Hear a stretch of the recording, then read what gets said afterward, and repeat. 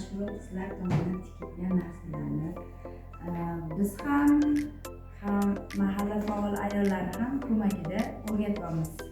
Tavsiya etilgan dolzarb 90 kunlik yuzasidan mahallamiz oxira ayollari o'zlarini qadimiy qadriyatlarimiz bo'lgan kashtachilik, kasanachilik bo'yicha hunarlarini yosh kelinlarimizga, qizlarimizga, maktab o'quvchilariga qo'llaridan kelgancha o'rgatib kelishyapti.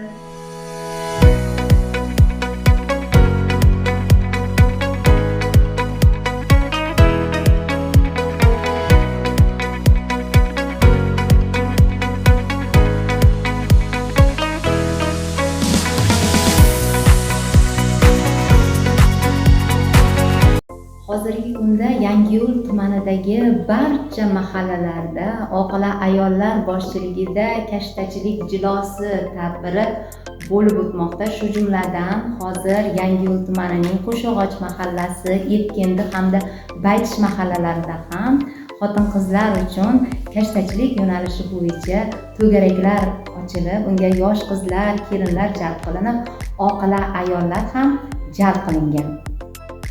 Nafaqat mahallalarimizda, balki hozirgi kunda maktablarimizda dolzarb 90 kunlik mavsumi davom etmoqda. Mana shu dolzarb 90 kunlik mavsumida ham oqila ayollarimiz yosh o'quvchi qizlarimiz ongiga kasanachilik yo'nalishi, ya'niki to'quvchilik, kashtachilik, tikuvchilik yo'nalishlarini ongiga singdirishda oqila ayollarimiz ham faol ishtirok etishmoqda.